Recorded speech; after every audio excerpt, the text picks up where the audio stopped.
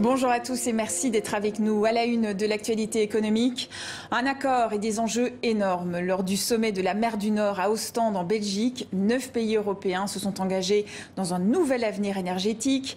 L'ambition est d'installer 300 gigawatts de capacité éolienne offshore d'ici 2050, soit 10 fois plus qu'actuellement. Pour le Premier ministre belge Alexander De Croo, cette coopération entre les pays est essentielle. L'objectif de ce sommet, c'est de faire de la mer du Nord l'usine verte la plus grande du monde pour l'énergie renouvelable. Le potentiel, il est clairement là, mais pour l'exploiter, on doit travailler ensemble. L'idée est que chaque pays construise des parcs éoliens avec les mêmes normes pour pouvoir les connecter entre eux. Mais les défis sont énormes. Il y a tout d'abord le coût astronomique de ce projet, 800 milliards d'euros. Ensuite, les capacités de production des structures en Europe risquent d'être saturées. Et pour Emmanuel Macron, il faut être particulièrement vigilant aux sources d'approvisionnement. Nous souhaitons sécuriser toute une filière industrielle, parce que c'est important de déployer cet éolien en mer, mais ne répétons pas les erreurs qu'on a parfois faites par le passé, consistant à déployer des équipements qui étaient faits à l'autre bout du monde.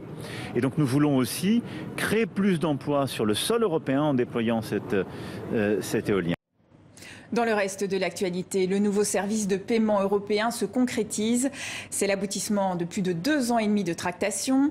Pour rappel, EPI est une initiative lancée en 2020 par des banques européennes pour créer un concurrent à Visa et à Mastercard. Mais face aux investissements nécessaires, EPI a abandonné son projet de carte bancaire pour se concentrer sur le virement instantané. Une phase pilote sera lancée en France et en Allemagne avant la fin de l'année et ensuite en Belgique et aux Pays-Bas.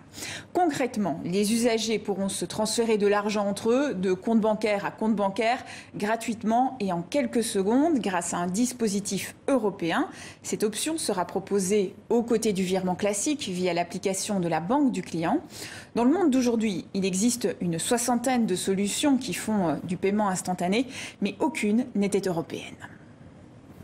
Des véhicules dont une Lamborghini, des montres, des vêtements, des chaussures de luxe ou encore un four à pizza.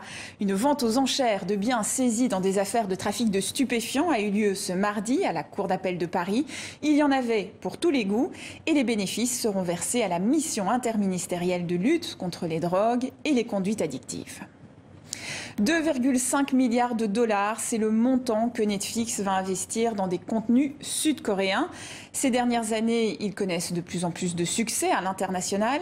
Plus de 60% des utilisateurs de Netflix ont regardé au moins un programme provenant de la Corée du Sud en 2022. Et c'est la fin de ce journal de l'économie. Merci à vous pour votre fidélité et à demain.